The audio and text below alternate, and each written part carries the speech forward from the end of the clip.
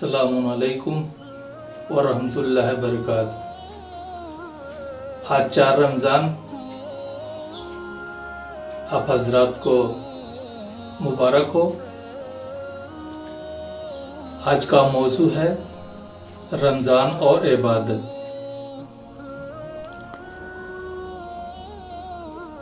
سامعین اکرام السلام علیکم۔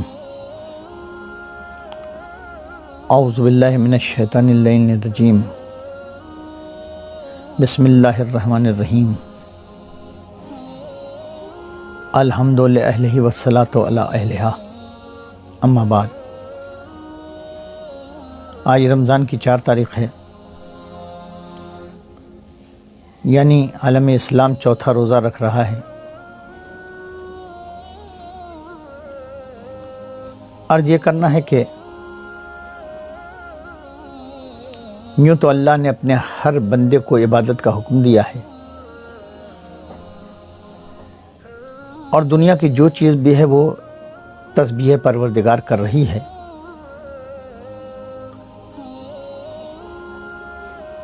قرآن میں اس کا اعلان ہوا ہے، یسبح للہ ما فی السماوات و ما فی الارض الملک القدوس العزیز الحکیم۔ لیکن ہمیں اس بات کو بھی پیش نظر رکھنا چاہیے کہ جہاں اللہ نے تمامی مخلوقات کو عبادت کا حکم دیا ہے، وہیں اپنے خاص بندے یعنی انسان سے بھی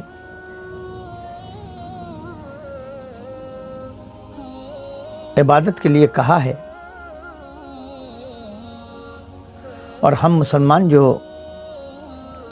دین اسلام کے پیروں ہیں، یہ مسلسل بندگی کا ثبوت دیتے رہتے ہیں۔ آج رمضان کا مہینہ ہمارے درمیان ہے، اور ہم روزہ رکھ کر ایک عبادت الہی اس میں انجام دے رہے ہیں۔ آج گفتگو صرف اس پہ کرنی ہے کہ رمضان میں عبادت، یاد رکھیے گا، روزہ اگرچہ بذات خود عبادت ہے، لیکن یہ روزہ ہم لوگوں کے لیے دیگر عبادتوں کی سہولیات فراہم کرتا ہے۔ یہی روزہ ہے کہ جس میں ہم تلاوت کلام پاک کرتے ہیں، جو دعائیں بتائی گئی ہیں ان کو پڑھتے ہیں، جن اورات کا حکم دیا گیا ہے ہم ان کو ورد کرتے ہیں۔ ہماری اور آپ کی یہ ذمہ داری ہے کہ ہم دعاؤں کو پڑھیں تو سمجھ کے پڑھیں، اور کوشش کریں کہ ہر دعا کا مفہوم سمجھ لیں، اس لیے کہ جب تک ہم دعاؤں کا مفہوم نہیں سمجھتے ہیں، اس وقت تک وہ لطف حاصل نہیں ہوتا جو اس دعا میں موجود ہے۔ لہذا ضرورت اس بات کی ہے کہ ہم رمضان میں روزہ رکھ کے کچھ دیر دعاؤں، اوراد اور وظائف کے اوپر صرف کریں، قرآن حکیم کے آیات اور سوروں کی تلاوت کریں، آیات اور سوروں کے معنی سمجھنے کی کوشش کریں۔ جب ہم اس طرح اپنا روزہ گزاریں گے تو یہ روزہ ہمارے لیے کامیابی اور کامرانی کا ذریعہ بنے گا۔ بہت سے لوگ صرف روزہ رکھ لینے کو اپنے فرض سے سبکدوش ہونا سمجھ لیتے ہیں، جبکہ ایسا نہیں ہے۔ میں مسلسل یہ بات کہتا چلا آ رہا ہوں کہ صرف روزہ رکھ لینا کافی نہیں ہے، بلکہ روزے کو اس کی تمام شرائط کے پیش نظر رکھنا کافی ہوگا، اور یہی ہماری کامیابی کا ذریعہ ہوگا۔ بقیہ پھر خدا حافظ۔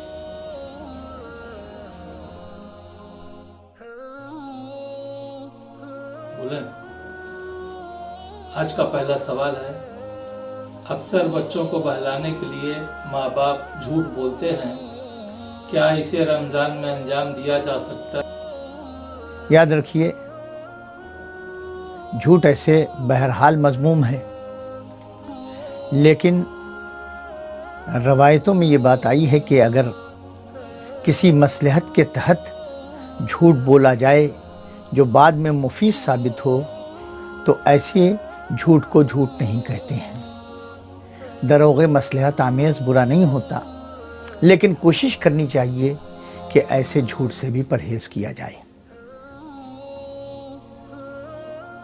सवाल नंबर दूसरा है, बुजुर्ग और ऐसे बीमार जो रोज़ा रखने की सलाहियत नहीं रखते हैं, अगर वो रोज़ा न रखें तो उसका कफ़ारा क्या है?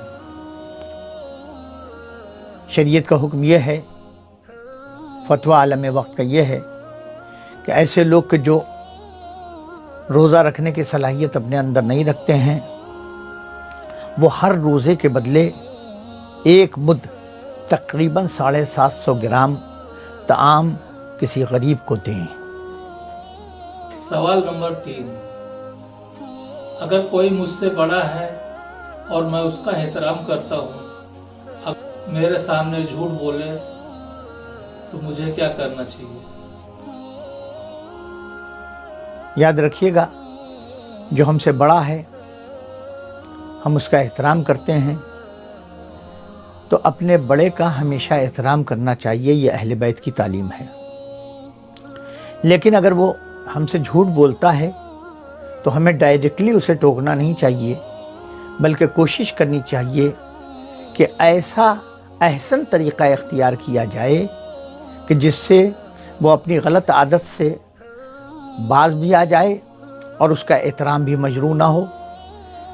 बहुत मशहूर वाक़या है कि इमाम हसन और इमाम हुसैन अलैहिस्सलातु वस्सलाम ने देखा कि एक बुज़ुर्ग वज़ू कर रहा है, उसका वज़ू गलत था। उन लोगों ने उसे डांटा नहीं, झिड़का नहीं, उस पर गुस्सा नहीं हुए, बल्कि बड़े मुनासिब और इंतहाई अहसन तरीक़े से उसकी इस्लाह की। लिहाजा हम उन्हीं इमामों के मानने वाले हैं, हमें भी अपने बड़े का एहतराम मलहूज़ नज़र रखना चाहिए और उसके बाद उसको तबलीग करनी चाहिए। सवाल नंबर 4, सवाल किया गया है कि आदम अलैहिस्सलाम की उम्र क्या है? इसके लिए 3 रवायतें तारीख़ों में मज़कूर हैं। पहली ये कि हज़रत आदम अलैहिस्सलाम 950 साल इस दुनिया में रहे।